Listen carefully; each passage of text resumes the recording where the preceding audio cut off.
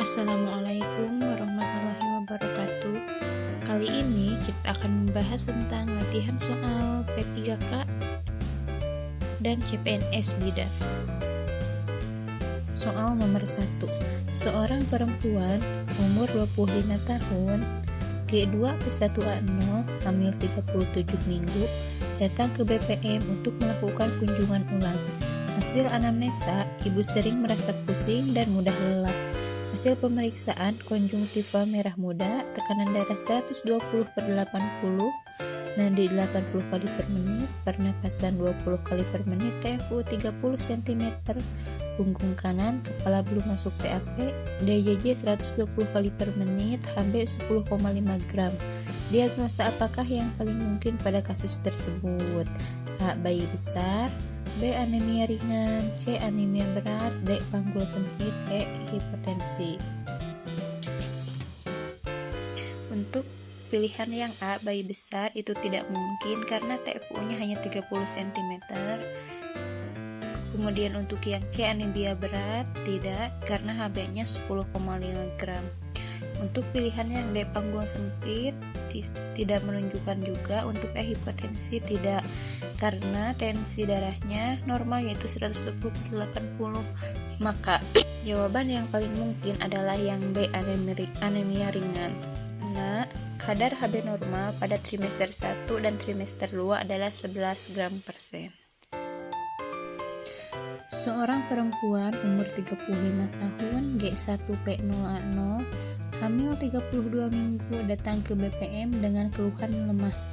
Hasil anamnesa, sering letih dan lesu. Hasil pemeriksaan, tampak lemah, konjungtiva merah muda, tekanan darah 120/80, nadi 80 kali per menit, pernapasan 20 kali per menit, TFU 30 cm, punggung kanan, kepala, DJJ 120 kali per menit, HB 10 gram per desiliter. Bidan memberikan tablet FE dan asam folat. Kapankah waktu yang paling tepat untuk mengevaluasi keefektifan asuhan pada kasus tersebut? Jawabannya adalah D, 4 minggu. Karena evaluasi keefektifan pemberian tambah darah dan asam folat sebaiknya dilakukan 1 bulan kemudian.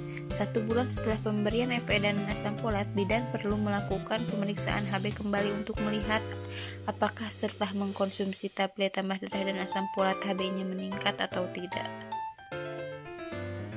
Seorang perempuan umur 27 tahun, G2 P1A0, hamil 36 minggu, datang ke BPM dengan keluhan sering sakit kepala dan nyeri ulu hati. Hasil anamnesa, tidur cukup.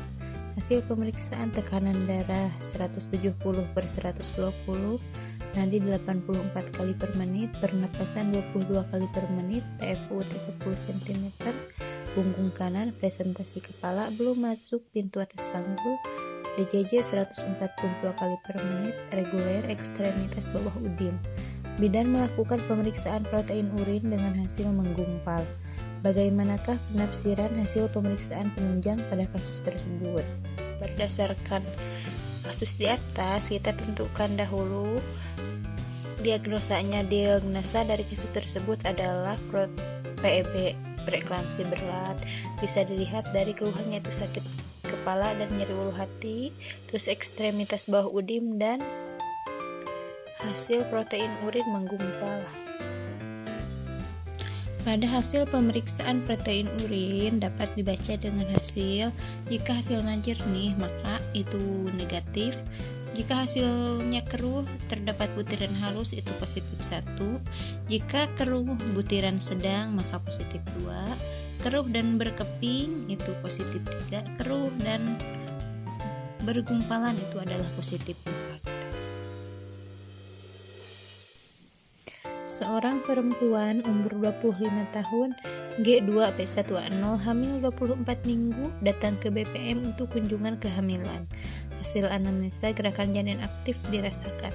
Hasil pemeriksaan, tekanan darah 120/80, nadi 80 kali per menit, pernapasan 20 kali per menit, suhu 36,6 derajat Celcius, DJJ 140 kali per menit, volatile positif. Berapakah TFU yang sesuai pada kasus tersebut? Jawabannya adalah A. Setinggi pusat. Seorang perempuan umur 26 tahun G1P0A0 hamil 30 minggu datang ke BPM dengan keluhan tungkai bengkak sejak 2 hari yang lalu. Hasil anamnesa tidak ada keluhan pusing. Hasil pemeriksaan tekanan darah 110/80, nadi 80 kali per menit, pernapasan 20 kali per menit, suhu 36,6 derajat Celcius, TFU 28 cm, DJJ 148 kali per menit, protein urin positif 1. Rencana asuhan apakah yang diberikan pada kasus tersebut? Jawabannya adalah A. Tinggikan tungkai saat tidur. Ibu hamil dengan keluhan tungkai bengkak akan mereda dengan posisi kaki lebih tinggi supaya aliran darah balik ke pembuluh balik atau vena menjadi lancar. Karena sudah menjadi fisiologisnya, ke pembuluh darah balik pada ibu hamil, tonusnya melemah akibat pengaruh hormon progesteron.